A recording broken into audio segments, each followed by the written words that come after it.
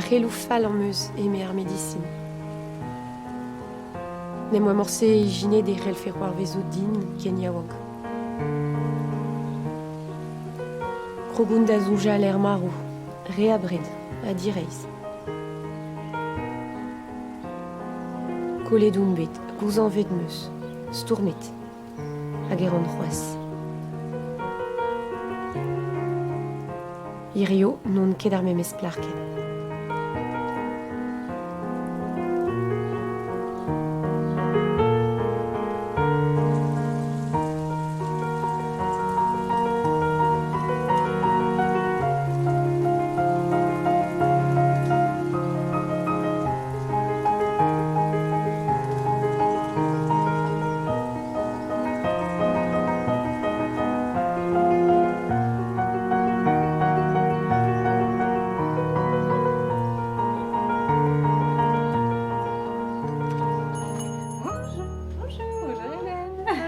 Ça va et toi? Oui, ça va. Bonjour tout le monde. Entrez, entrez. Bonjour. Bonjour. Bonjour. Allez, installez-vous, posez vos affaires. Bon. C'est content d'être là. Ben oui. Toute ta tribu? Oui. Super. On va mettre les parents au milieu. Voilà, là c'est bien. Voilà. Super. Allez, c'est parti pour une petite série avec des beaux sourires. Ouais. Attention, vous êtes prêts tout le monde? Regardez-moi. Ouais, voilà. Ouais, super. S'il te plaît. Ouais.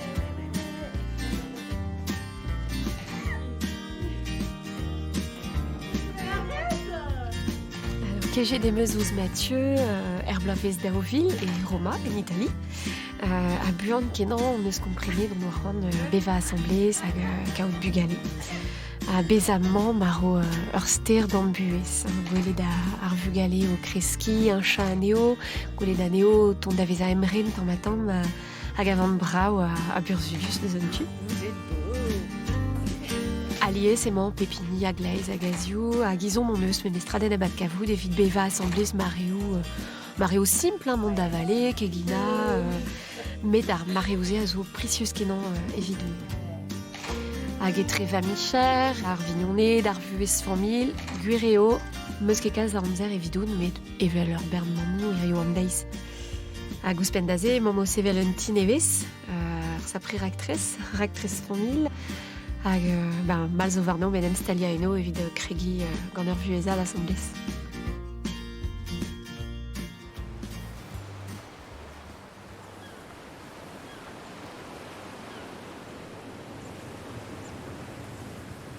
Mathieu a me on noir Beva et Broléoun, Ganedou Namon, ag Grichené d'Amon et Desket d'Arbrezoné gant Vamam Goz, Arpez neus laket d'Arronon d'enem zon tout toast de Zandou Armand.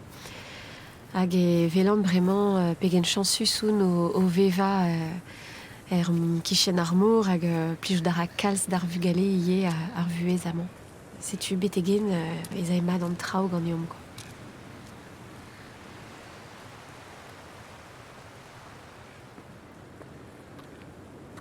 Ah bah ouais, on a bon michou et centaines et on squeeze.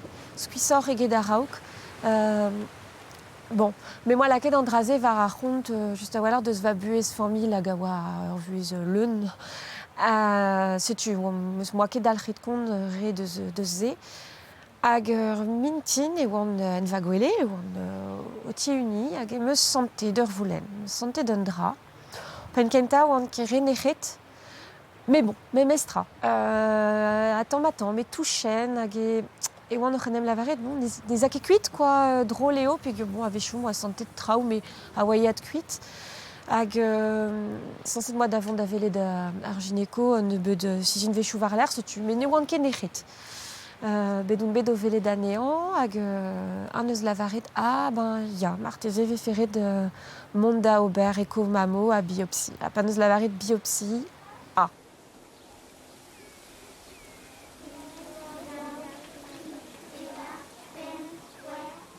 C'est-tu Madeo? Mais t'es geneza, ya? Neuze, 6 mu 6. Qu'avait d'opus? Alors, 6 mu 6. Neuze? Nuno? Pe varze gouzoutarit 6.006 et Zéo Petra. Un double, mat kenan Faustine. Disorou ar biopsie, moi d'agaout dans tri avisebrel, a dervese ou a deizabloaz va mer. Neket, padal. Mais au bet d'avrest neuze gant vamant, pugur va agoaz a oa e Paris, evide labour. Nizo et barzer alvian. Hag ar vendicinez neus loske dans Nourdigor, a tremene des deux un tol téléphone.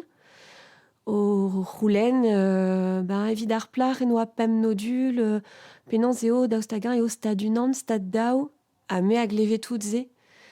Hag moi komprenet e oa i o komz deus diozin, quoi. Hag de eo barzarzal, lavarinez stad unan eo. Gise o bet deskedin, stad unan. Ok, stad unan, petra signifie. Setu memes lavaredei neuze o achin beo. Ya, achin beo eo. Hag Agazé, petra sonjal et ur gwagen o veuzi ar c'hanon. Avamant ma oan va chichen o sevel goulenou digant ar vedicinez, puis ur menou an ket kat den ober. A justu me songer d'em bugale. Va bugale.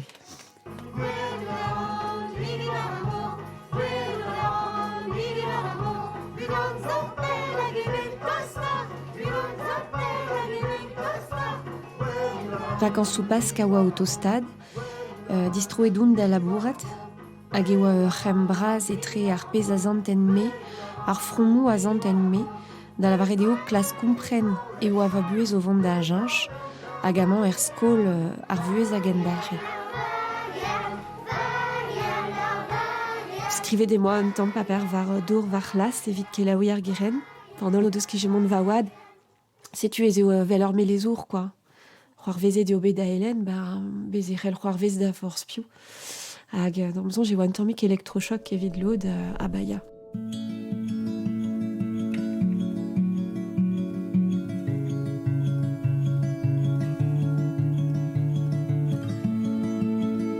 Ne oan ket evit gouzout peur et te fenendro, a dreistol daoustagin et te fenendro.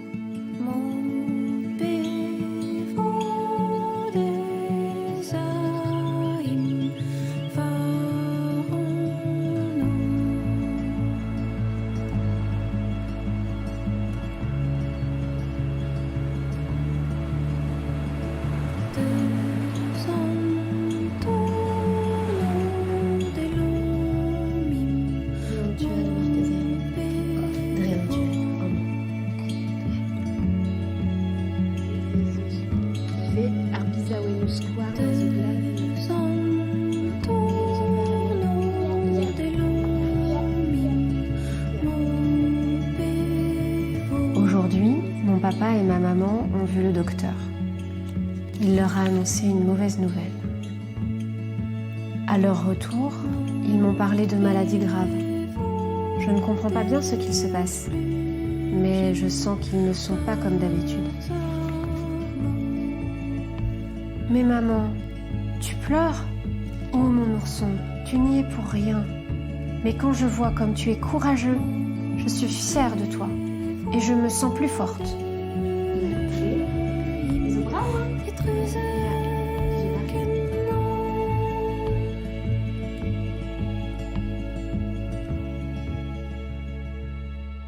Va mer a oa tribloaz, me oa Lancelin a oa eiz bloaz, Paul e oa enek hag gwen o lepe varzek, setu oa dou disinvel. Red e oa kelaoui pepini gant ar pez e oa gwez da gompren, sort kelou a zo ken spontus.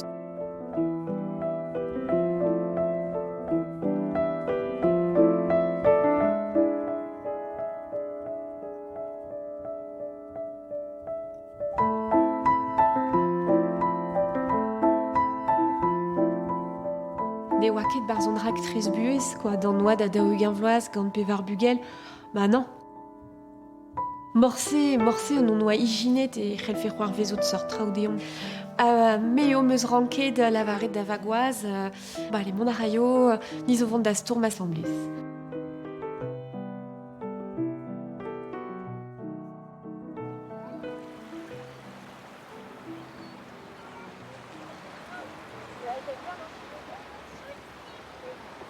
Denebe d'en va famille a oa bet paket gant a kirin beo ar vron. Ya oan ket oan, neuze, bon, sanset, ne oan ket de touez a re a veche bet paket gant ar c'hlinvet se.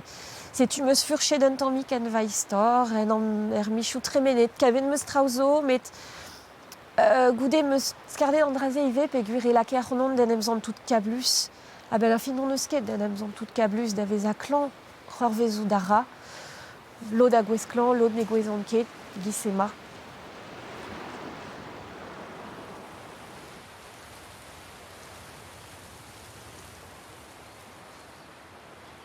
Rede o kompren an dra, par poense, e chancher buez a greizol.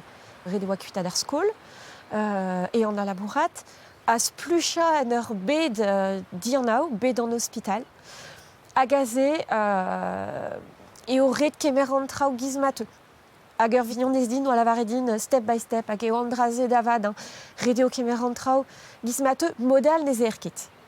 Modal e er da veuzier mor, quoi. Re a dra oazo, re a boan, re a enkres. Force penons nizo pignet de barz un train a rede o mont betek pen, quoi, neus ket da choaz.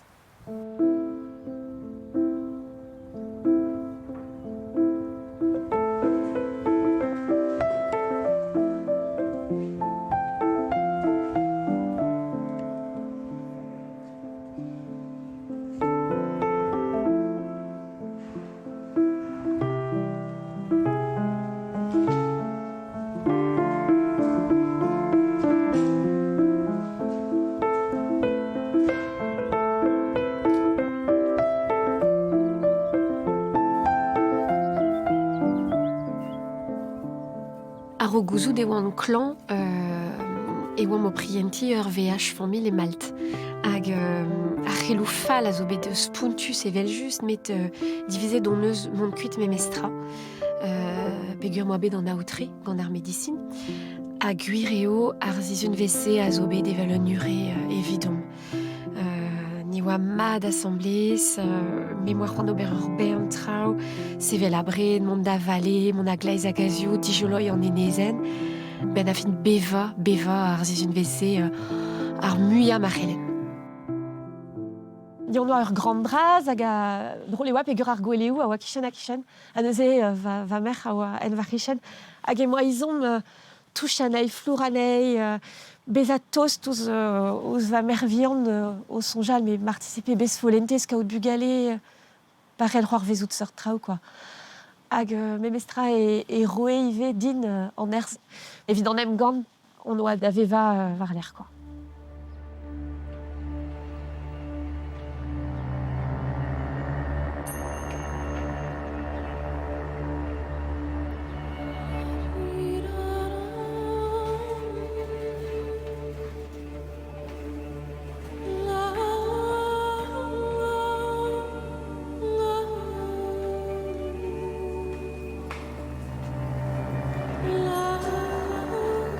Kerken distro eus ar vakañsoù, moa da vez a operatait. Hag sanset on oa da gaout nemvo titourou, met non eus kebet peguir non eus kebet amzer. Rede oa ober buan me mestra. Petra c'hoar vezodin penons evo gret, pegait e pado, da ostagen evo pournus. Peptra oa un dijol o aden, setu peptra oa un krezus ive, quoi.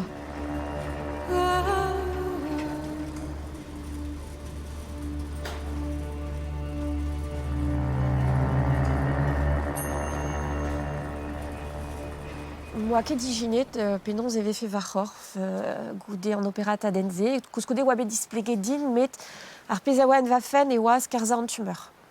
An draze oa. Met var c'horf nevez, moa ket dijinet tamm e bet penons e vefe.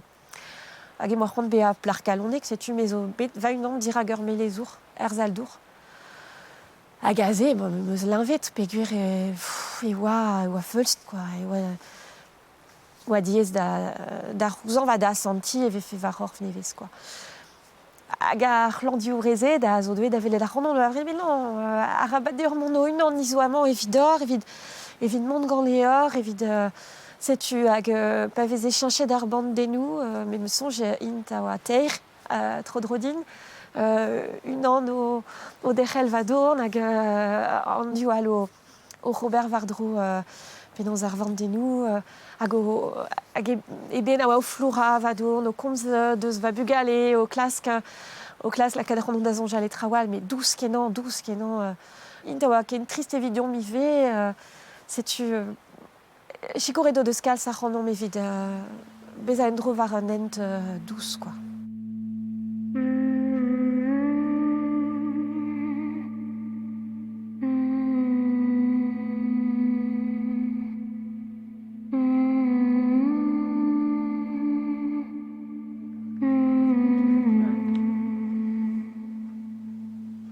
Vous allez prendre une grande inspiration.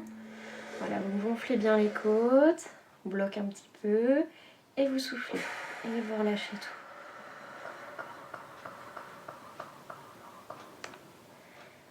Est-ce que là le bras ça tire encore? Un peu, ouais. Parce que dans la vie de tous les jours ça vous gêne beaucoup. Est-ce qu'il y a des mouvements, il y a le petit rappel? Ouais, c'est ça. Je sens une tension, ça me gêne pas. Je pense par rapport à d'autres femmes qui disent qu'elles ont vraiment... Non, je pense que ça va, mais... Mais il y a le petit rappel. Il y a la petite raideur, ouais. Là on sent quand même tout de suite que ça se tend là. Ouais. Goude an operataden meus gwelet ur c'hine daouz ervez varler en hospital justu evit lakaat ar vrer da fival hag meus ranket ken dechel pen kenta div vech ar zizun atamm dremaz a an tammig gwelloc'h an traoù ur vech ar zizun met bremañ evelan ur c'hine eus boc'har sant vet Lorian hag a zo bet stumet var c'hin beio ar vron adreze i deus ur zel muioc'h skiantel e gedon mais o kentor va ar fromou. Après votre TEP, je suppose que vous avez rendez-vous avec elle. J'ai rendez-vous le 31 décembre. Ah oui, c'est vrai ce qu'on En a fait, c'est ça le problème du TEPSCAL, c'est qu'on n'a pas les résultats tout de suite. Non. C'est stressant. Mais c'est stressant, c'est angoissant. Ah ouais. Et même au-delà des 5 ans, ça restera quand même anxiogène. Hein. Ouais. Ça s'efface pas. Non. Laboridi deus ive var ar gleizen en meus.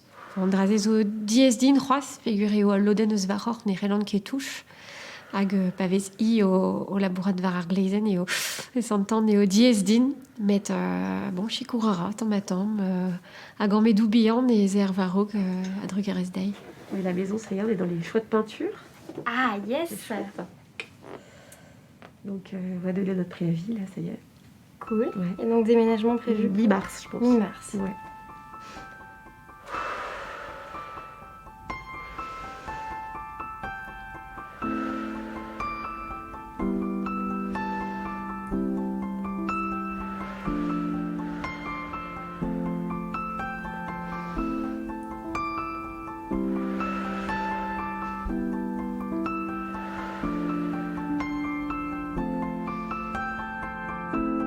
Ar okregik an ar chimio va el ma ba zo deuet da velet ar c'honon un noz vez. Ni on daou, ni meken hag en eus golenet diganin mamik daoust hag ur emaout devant da vervel. Hag a ze petra ober, petra respon. Moi ki ron liva geier, non amorse livet geier don bugale, setu meus lavaret non ket evit lavaredit. Ar pez a c'hellan lavaredit ez eo erin me eus va seiz gwela, ar vedicinet da raio int ive eus o seiz gwela, evit pare a mamik. Diez evo ur stourm evo, me meus izom ive deus va bugale, tro drodin, met non ket evit lavaredit. A ze zo bet diez. Un eus dizon jet ar goze adenze, me meus ket chom a raio em pralm.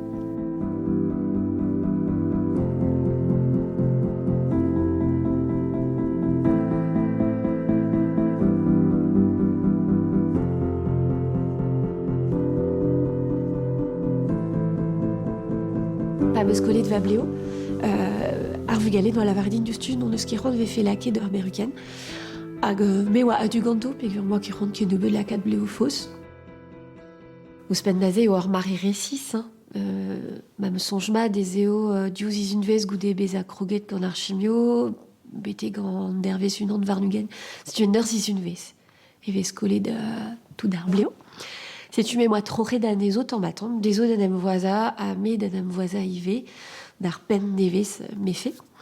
adrezé, mais moi prenez de bon edou spécial hag e bambou hag a zo skankenan, hag emañ ur bern gwelioù lies liou, gant bizaouennoù skouar, na zaemat ganto, pegur moi ki ront kuzad e oant klan.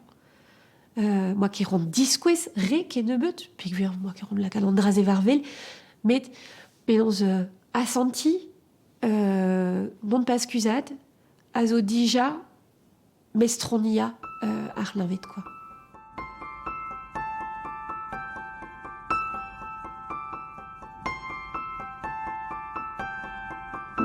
A pa oan er ger, tamm eten ar rondet, hag ben ar fin e oa deuet da veza un dra boutine, quoi. Enfin, evito e oa chomaren da veza o mamm, force penons, neuze ar vamm a zo atav an hini kwanta, er ben, kefti.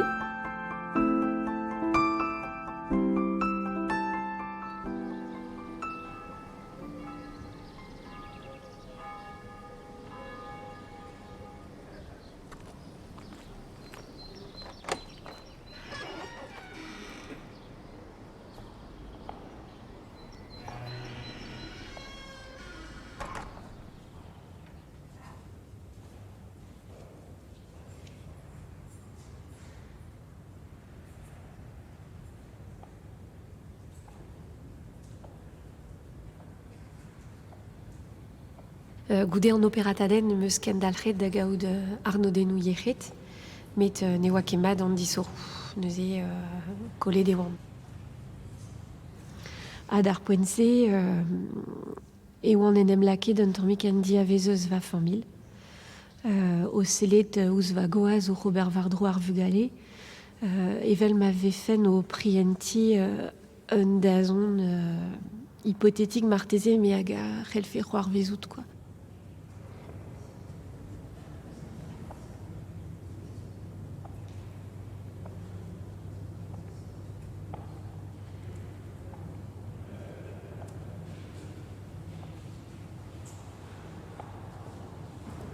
Ah bah oui, on bihan ar feiz a zo sanket denon, hag atav e oan en em lavaret, ma c'hoar vez un deiz bennak un dra kriz din, e vo ar feiz ur chikour evidoun.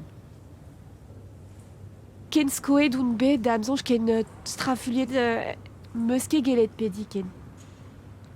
Evel un dezers, diez eo bet din ken derrel. Hag uret tro din e oatu do lavaret dre texto, pe dre mail bon pe diaran evidout, sonjal a randennout, hag evo ur jaden pedennoù evidout, hag me d'ar poent-se ne oan ket fromet gant an draze. Hag mez an moa un tamm peguir ne gomprenen ket. Ne gomprenen ket sanset e oa ar feiz da veza ur salud evidoun hag nen da eulia evit treuzi ar gorventenze, a ben ar fin ne oa ket, quoi.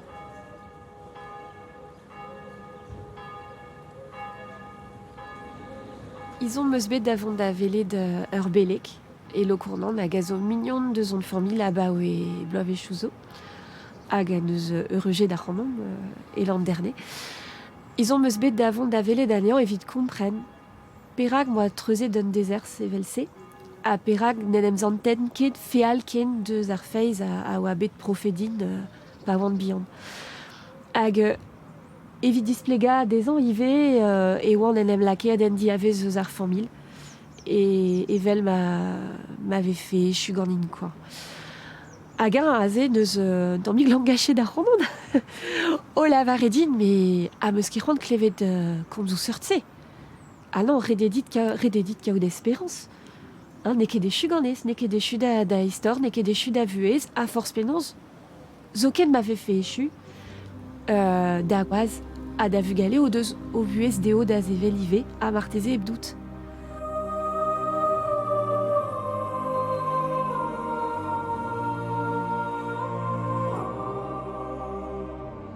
Ar pen kental ne neus ket chikoret da c'hanon.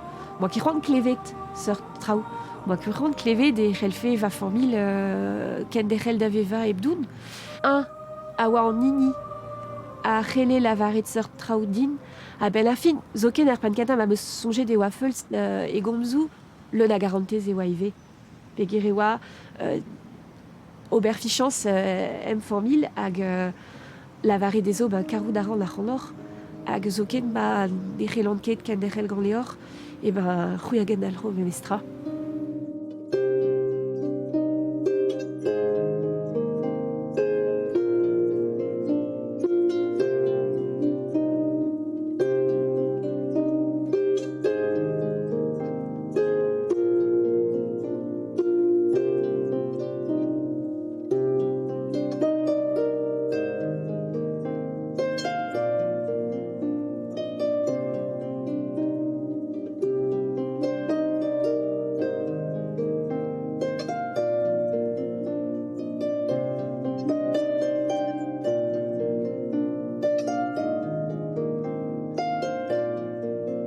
Rosavel a zo muior eget ur strolat seni, pe guerint a zo mignonezet toast kenan ouzin. Anne a zo klandiorez, adreze paille deus gwezet e moa da veza operate diostu e deus kenegedin mont da obervar vazro ur vez distroet erger. Hag me sonj deus roncert e kastelker groadez d'ar poense, moa ket da vleoken, setu moa laket ur bonnet gant ur ouel. Stéphanie hag Anne a zo eruet gant ur bonnet ive, hag gant ur ouel ive. Gant draze a oa ur sapre testeni a vignoniage. C'est ce que j'ai pensé. C'est bizarre. Elle est pas sur le blog. Qu'est-ce qu'elle me raconte? Bon, tu as commandé une cuisine spéciale? Pour ma maison? Bah oui. Bah ouais, on n'a pas choisi encore les façades, mais donc je pense qu'on va rester sur du blanc, un truc hyper classique. Non partie de la déco, mais... Ah bah alors du coup, la coloc de... Donc la coloc de maison. Drevra an dud a zo bet toast ouzon. Met gureo ez eus tudal a zo pelet. PV fetu deus ar familh, PV fe mignonet. Perag, n'oun ket evit respon. Kompren a ran ekrel fe beza diez eskem gant un an klamp e gurira aon dan dut, ar c'hlinvet a aon dan dut, met ar gwasa eo chom mut. Kas un texto, kas un email, bremañ eus ur bern doare ou da ober, hag just lavaret sonjal a ran enut. Met chom mut damzon eo ar gwasa.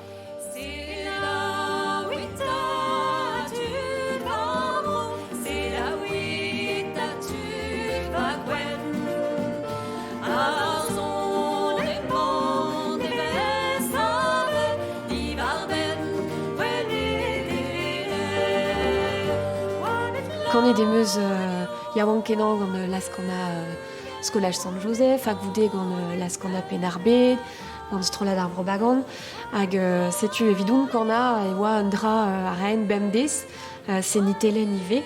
Setu ar musik a zo un tamm loden vat deus va buez.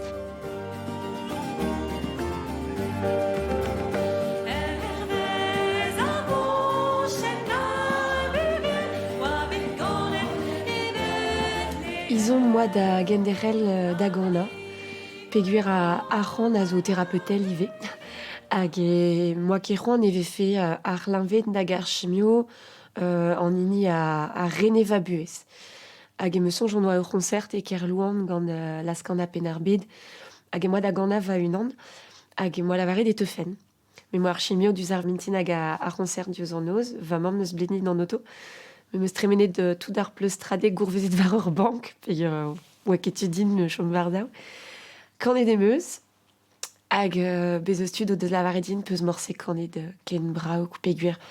Be oa tout d'ar fronou a oa enon, moa laket e barz ar c'hanze, hag e oa evidoun ur sort trer dija.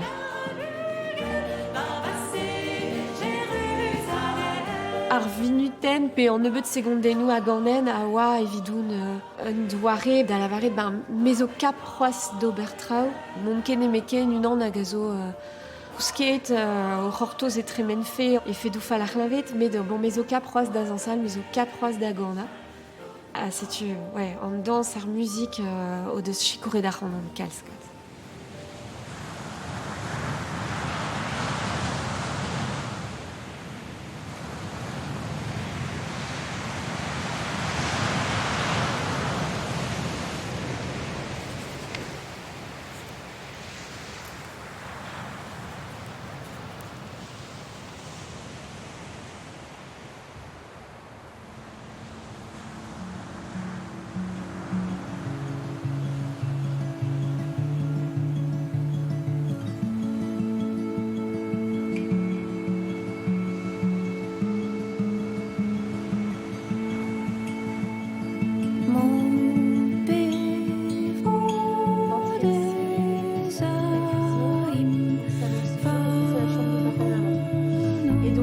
la chambre de Lancelin. Donc ton lit mezzanine, on a dit qu'on Le long était du mur, là. le long du mur qui sera peint. Qui sera pas. Et ton Actrice anti awa poesus evidon, pegur et laquer nom da zonjal et trawal. Hag on oa kavet de dachen vervor d'armour en l'air du dius. Blige et diom kalz, hag actrice ze awa actrice famille a benafin pegur mon. Havugale zon tomik brassor, neuze indi o deus kemeret persive a actrice hag eneus ya chikour et da ranom da mon davon hermeaz un tomik deus ar navet evit kaout actrice varant da zon.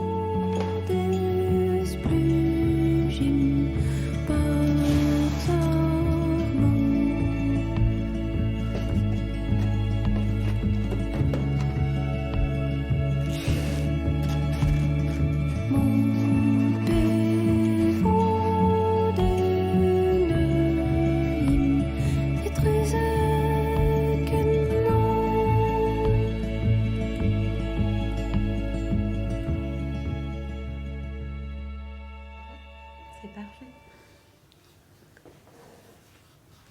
C'est chouette de retrouver les gestes. Oui. Ouais, Vous avez dit oui. Ah oui, oui. Ouais, ouais ça fait bien. Vraiment, et veskinige der Bern trau d'arri a zo relia ur protocole ANF da Ringbeo, ar pez a zo an vet egalek soin de support. Kati a zo sokio kenedurez, sokio onko kenedurez, pegur izo bet stumet var klinvet da Ringbeo. Bez eus prantajou disinvel evit gwelet nei da genta tout e oa goude bez a bet kelawet e oan klan.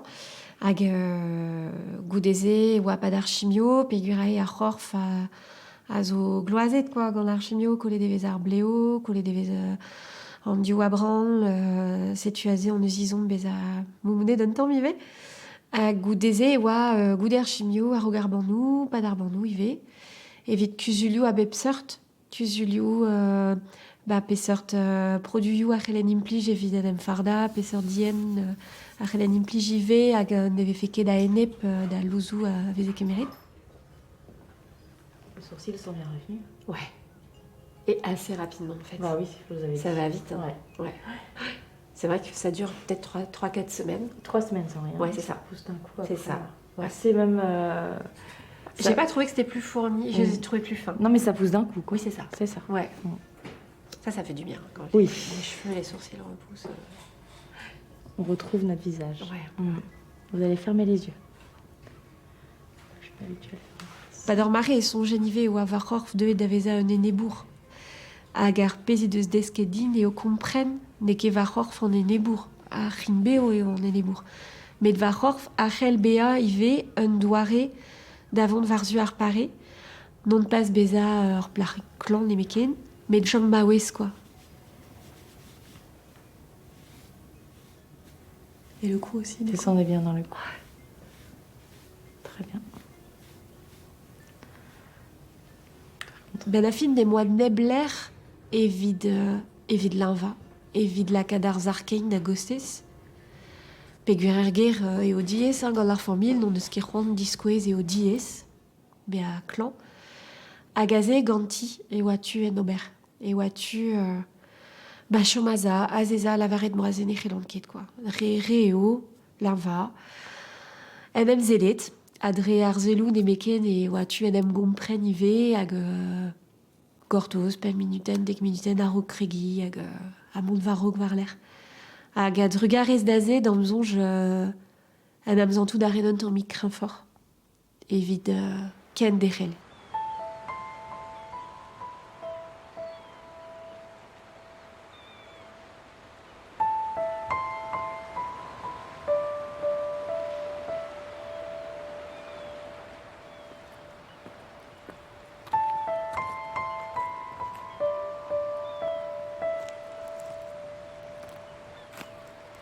En em zan tout d'ar an ave chou va un an. Va un an gant a louzou meus da gemer, va un an pa meus arno denou da ober en dro, pa vez er var an daol a rog ur scanner a rog un tepscan. Tezo da un an, gant da emkrez, gant ar sonjou du o sonjal mont daoust tagan e teuio en dro.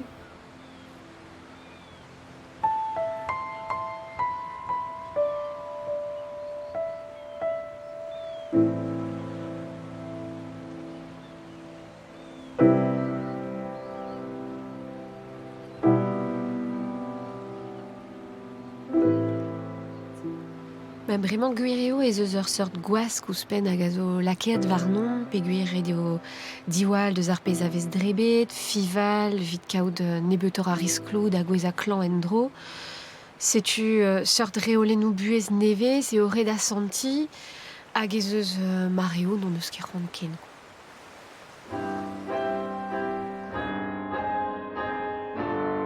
Et pour les têtes, et on commence en fondu. Et on monte les bras à l'eau. Et encore. Utilise bien l'espace. Et 4 ronds. 1. Tension les pieds en dehors. 2. Ouvre les orteils ici. Sansit e rank fem ober sport. E pad ma vez ar chigno o vez a digaset dion. Pe ober velo, vez a var ur velo, pe ballet. Evit ma c'hellfe ar produioù, mont buanor e barz ar c'horf, hag ive mont kuit buanor deus ar c'horf. Setu moa kroget da redek, hag bon, ne blije ket din, mais ne ouien ket pe seurt sport ave fetu din ober dan moa, hag ben a fin em eus kavet en dans ne yenen leun a bin vidigez evidon, evit mestronia va c'horf en dro, hag d'ar poense va c'horf a oa roet gwestlet da bet an hospital, hag moa ket plija dur ken o Robert Chestrou, pe gwir pep tra oa pournus. 2. 3. Pliez. Plie. Très bien. 1. 2. 3. Et on plie. Voilà. Ouvre les épaules. 2. 3. Plie, on fait 4. 1. 2. 3. An dans a zigaz meur a dra din, dija ek un ver korf, mo redek vouzout me meus poant brer hag emo ataou, an tu a zo bet d'operetet, hag a drugarez d'an dans meus kavet en dro ar blijadur da ober chestrou, da labourat gant ar muzik, da vez a gant tu da live e bez a barnet ganto. Et laisse-la bien, voilà, cœur est bien. En fait, elle s'envole et place-toi bien ici dans la diagonale. Oui, super. Utilise bien l'espace. Oui, quand tu marches. Et tu te places, pointe tes lèvres. Et puis, pose. Avechou meus pan evit mont, pe gwir on skuiz, pe gwir em eus ur berntrao en va fen, hag pa gro gar muzik, pa vezer o labourat gant ar varen, pe pa vezon ekreiz ar zal o meus ya sentiment chou mad, en emzant tout da rond mad, hag me fe ket c'hoant e an fe, hag ez eo ar mare evit on, skler.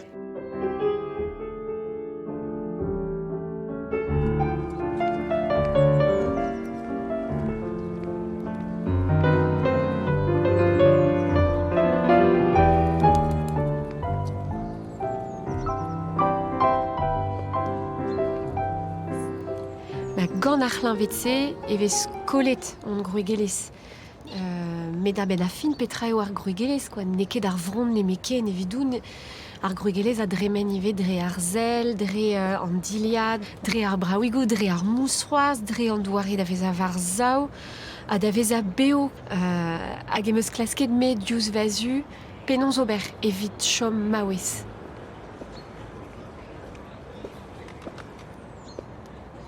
Evit an diliad dindan, goude an operataden, on bet d'un chet d'agenta varzu stalioù orthopedel. Moa kavet yen hag liou ar c'hleñvet varno. Padal e oian bremañ, ez eus moyen, prena diliad dindan e stalioù hag a zo leun a vuez, leun a liou, stalioù an ol a ben a fin.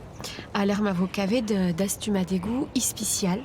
A savet espresker evit ar mechet a zo bet klan hag operatet evel don me. A traoù bra ouzhpenn.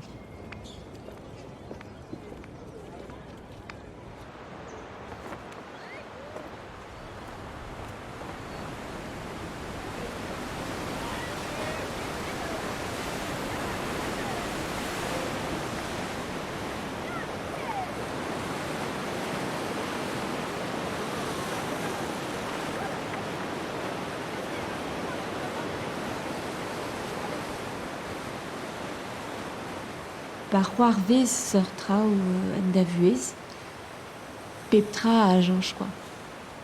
Hag ar vuez koublad a ajanch. Bez eus koublajo hag a darz. Ni on eus bet ive kudennou peogwir kaout ur vaouez klañv er ger a zo bad michou zo diez evit an holl, vi vagoaz, ive, a gwire pad ur mare oa diez diomp an amat kavout, quoi. C'est Paul Ewen qui est là? Non, c'est Gonel. Gonel est là, Paul Ewen est là-bas. Pepini d'edro, on eus bet mareo diezor. Hag aze me santet ive ners ar c'houblat peogwir panezaeket ganin un oa aze vit starta ar c'honon etre divrer a chikour ar c'honon. Hein, c'est bien. Distabile DOB devel just, met un eus bet le navadelez peogwir en eus komprenet moa chanchet, quoi.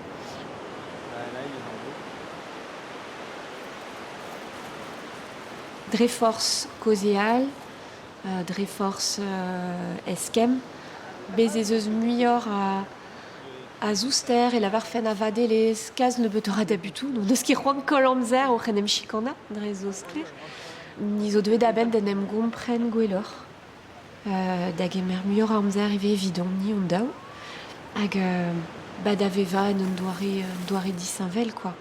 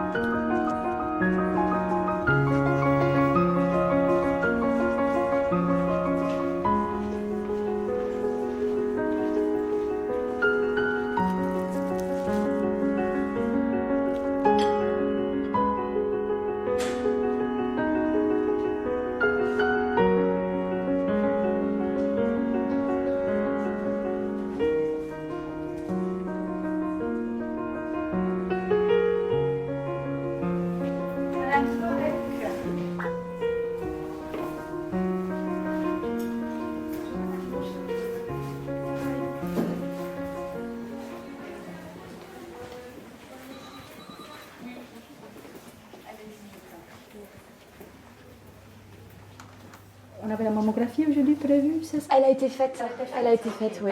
Je l'ai avec moi. Voilà, 12 avril, je crois que c'est ça. Ur vaouez var eiz, a vo paket gant kring beo ar vron, en e buez. Setu eo kalz. Evel just eo dreistol mechet kosor, met bremañ vez gwele muioc'h a vechet yaouank paket gant ar c'hlinvetse, hag an izon moun linket ar memezre, gant ar publik yaouank korze, bez eus traoù hag a zo dreist, met traoù zo da ejin ar c'hoaz evit ma vefe skanfor skanfor an traoù hag e vefe esor mont war zu ar pareañ. Voilà, donc ça c'est la classification Bénin. Il n'y a pas de classification radioeuropéenne, c'est ce que nous inquiète, de distorsion de l'architecture du sang. Voilà, c'est un sang qui va bien et qu'il n'y a pas d'anomalie. Non, super. On est rassuré. Ouais, il n'y a pas de signes de récidive contralatérale. Sur l'échographie, j'ai déjà vu. Est-ce que vous avez vu aussi pour la reconstruction? Alors, il m'a donné des noms de chirurgiens. Après, quand j'ai fait l'échographie, qu'elle a posé la sonde, j'ai tressailli comme ça. Elle m'a dit « Ouh là là, vous n'êtes pas prête pour la reconstruction ». Je ne sais pas. Pour l'instant, je ne sais pas trop si j'en ai envie ou pas.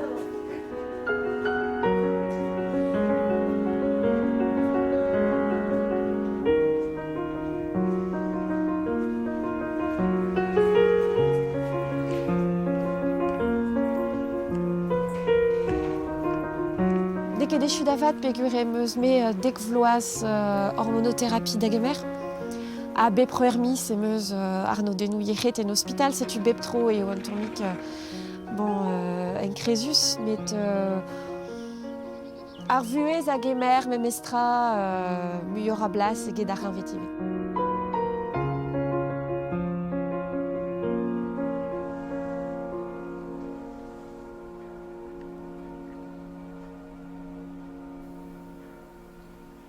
Arrem a zo etrezun a rogar l'envet a bremañ a zo arrem braz. A raog e oan tammig wondermam o Robert Peptra, o kemer an trao e karg, o labourad o sevel a bred, o mont a gousket divezad a walar goude bezabet kempenez anti. Hag bremañ, dija meus ket c'hoant ken beva e gise, me meus c'hoant kemer muior amzer evit beva. Gant va bugale, gant va goaz, gant va famil.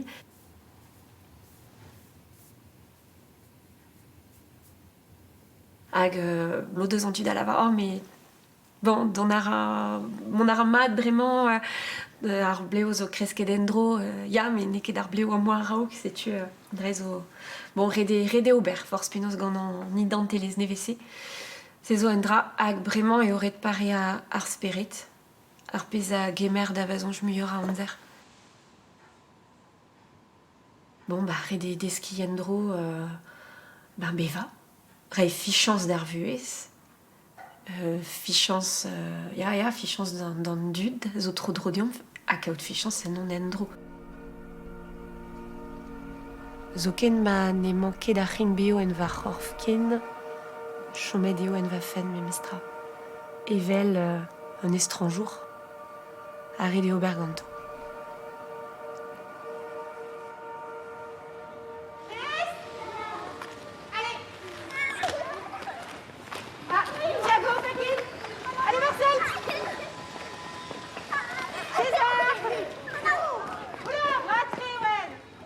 Irio mes o kroget endro, a we an ben michou, anter amzer.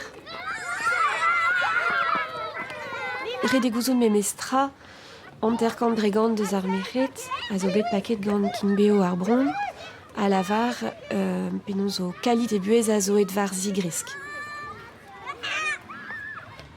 Ar pez a zo die se zeo ar skuizder. Ar skuizder hag a vezata ouen on, a blanc-mour da louzou, a blanc-mour d'ar chimio meus bet, hag poant meus bet e kenver kudennou memor ive. Kudennou memor, kudennou evit kavout ar gerioù komz, an drazez eo tra ou veske komz et kalz deus en effet douze, met evit gwir ez eus kudennou kognitif, quoi. Setu goude an devechou labour, e santan tout da... Ar startigen en moi diouz ar mintin, mais zo vel ur bilen a zo goulo, quoi. Louise Allez, là, Timothée Allez, Chris. Ouais, pareil.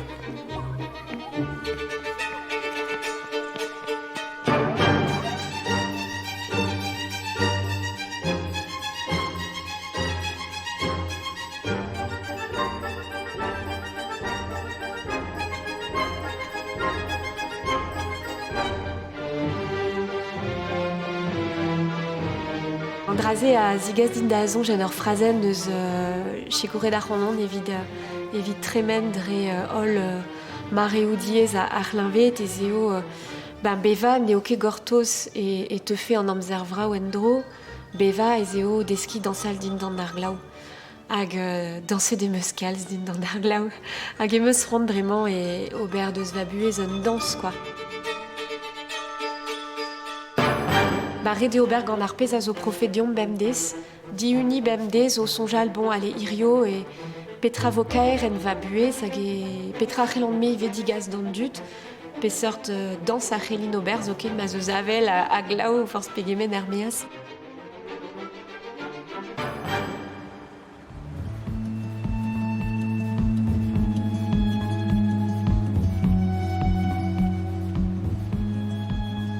Super